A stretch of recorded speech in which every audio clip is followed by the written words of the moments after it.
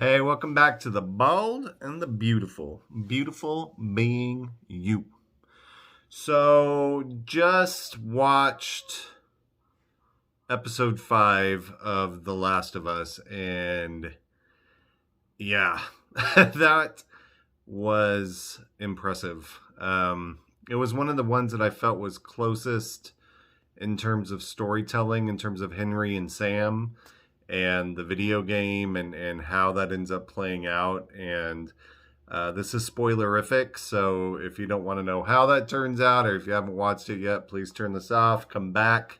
I welcome you always, and I would appreciate you to come back and watch these little videos that I've started to really enjoy creating, and I hope that you are as well. I'm not used to YouTube, and really it was episode 3 of this amazing show that got me interested in creating this kind of review and reaction and just participating in the world this way. And so I'm excited to be doing this. So even if just, 10 of you watch it, hey, that's 10 people watching it, and I appreciate it. So thank you. So anyway, so this game, this episode picks up where episode 4 left us off with Henry and Sam holding guns to Joel and Ellie's heads. And basically, really quickly, Henry tries to de-escalate the situation. Like, hey, I'm not going to shoot you.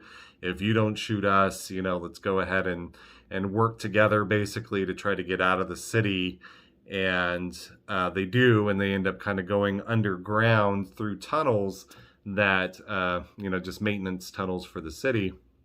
This is Kansas City. And Melanie Linsky's character, Kathleen, is still looking for Henry. And we find out through the course of this why she's looking for Henry.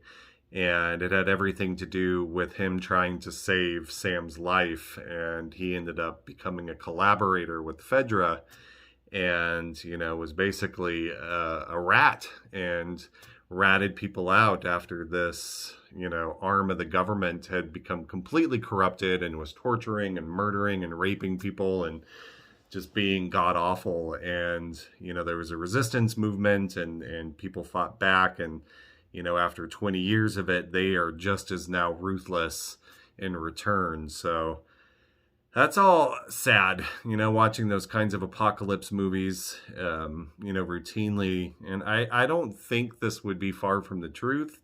If resources were scarce and people were that afraid, I could easily see. I mean, we nearly fall into dictatorship over some of the stupidest shit just here in America. So, yeah.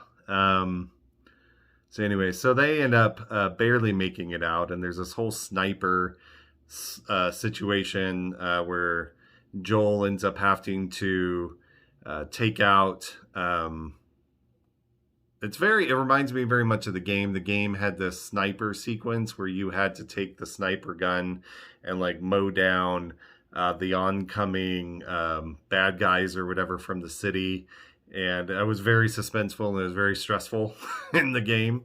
And this is as well. It's awesome the way that this happens and Kathleen's character. And there's this huge battle and we see our first bloater and this giant rush of infected comes at Henry and Sam and Ellie and, Joel sitting there trying to pick them off is awesomely done. It was so well done. It was really good sequence, action sequence. It was really cool. And watching that bloater coming out of the ground and attacking them all and ripping off heads, and it was cool. It was really, really neat. It was the special effects were top notch and the acting was all top notch and the people screaming and then the carnage, and it was one of the biggest action sequences so far of the series and really, really impressive. It was cool. But the sad part is at the end, of course, when we find out that Sam has been bitten. This is Henry's brother, his deaf brother, which was a change from the game. That was a deviation, but I think it worked so well for the episode. Just showing how, and again, this isn't my thought, but I watched the end of the episode and Craig Mazin wanted to show how dependent Sam was to his brother Henry and how much he needed him in order to be able to get through, and why it was so important for Henry to do what he did, which was to sacrifice, somebody so dear to Kathleen. And what do we do for love in those situations? How far are we willing to maim and murder and hurt for the sake of protecting somebody that we love and care about? And it's such a question for Joel as he begins to deeply care for Ellie. And, the episode ends very somberly as they start marching off west towards Wyoming to find Joel's brother. Really good. I think this was one of the first episodes where Bella Ramsey as Ellie felt so Ellie to me. Like, I've been fighting it. They don't look the same to me. Ellie and Bella are kind of different in appearance, and it's been jarring for me to try to get over that. Because I always just loved the image of Ellie from the game. I just thought that she was created so charmingly, I guess. And Bella's wonderful. But the two didn't mesh well for me for some reason. And this was where I was like, okay, Bella is Ellie. I have fully accepted this. Her performance in this with Sam and her childlike nature, and then trying to save him by cutting her own hand, like just tears, like trying to just do something to end this for this kid, and his question, like, am I still inside of the monster if I'm infected? It was so good. Really just profound television. Again, this show continually has me clapping once the credits are rolling.